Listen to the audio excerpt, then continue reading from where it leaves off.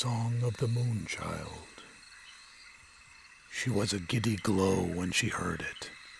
Her ghostly light radiated across all of the dark places forgotten by Apollo. Her silvery rays gleamed brighter when she heard it. It was a beautiful thing when the Moonchild sung to her. It was always a special moment of the night, this lupine contribution to the nocturnal symphony which played out to her.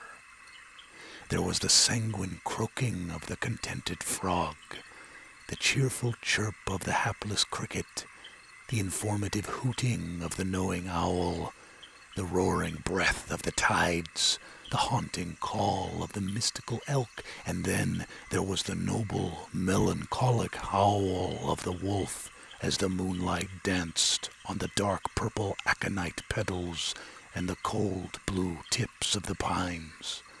Oh, but every month there was the great song of her Moonchild, whither she wore the robes of blood moon, blue moon, worm, sturgeon, hunter, or wolf moon.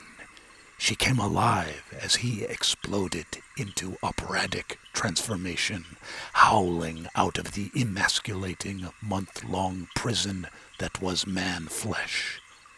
Soon his human refrain was torn asunder and hanging in tatters, not unlike the shredded societal garments of his which flapped in the night winds, hanging about the rippling muscles and dark fur covering his naked and true body. There were no prayers to say here, save for the long and deep howl he offered forth to her, his goddess of the hunt. She always granted him the hearty, macabre bounty for his beastly cravings month after month. She glowed again at the sight of his happy, blood-spattered snout, sparkling crimson as he devoured the triumph she had permitted him in a glorious shaft of her lunar radiance. All she asked for was his haunting long croon. Tonight, though, the mighty and patient Diana could hear something very different in the song of the Moonchild. It was not the same hunter's request she was accustomed to. It was something else altogether, something much more haunted than her beastly companion had ever sung.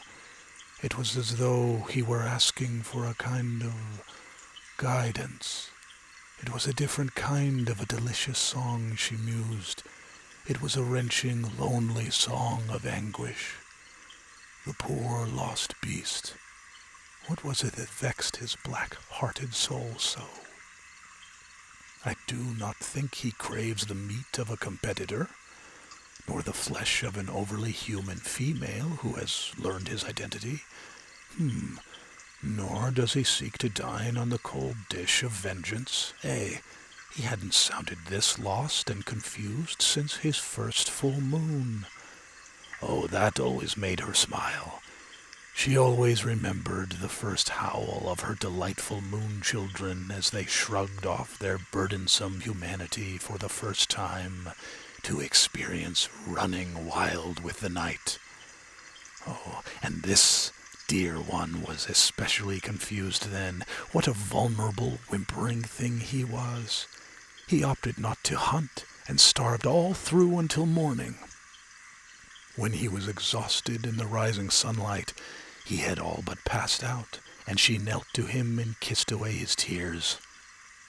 He never needed them again. Come the next moon, he was a terrifying hunter, his fearsome heart beating with a bloodlust to be realized by those huge claws and long, ripping teeth. The neighboring town still whispers of his chilling, unexplainable aftermath. But now the tears had returned. Now she could see that heartbreaking glisten as those pearl tears of his streamed once more from his yellow eyes. Whatever is the matter, my fierce hunter? What sadness irritates your empty stomach thus? She wondered. listening to the hymn of his mysterious ache. Soon she learned that it was not his stomach needed to be filled. There was a clue clutched to that beating, beastly heart encased deep within the wolf's breast, and this clue were blood red. Her radiance shone as bright as her curiosity with the notes of his keening pain, and in the light she saw her Moonchild had in his claws a single solitary rose. In the other paw he held out a piece of lace, which fluttered in the night winds as if inhabited still by its former alluring owner. Alas, he was hunted and caught. I cannot give him this quarry he seeks. No, I can listen, though, and the moon listened as only the moon can. Sing to me the song of your torment. It was a torment, but what a beautiful torment it was. That night the moon wept for her poor afflicted wolf. The next morning the farmers noted an unusual amount of dew upon the leaves and grass.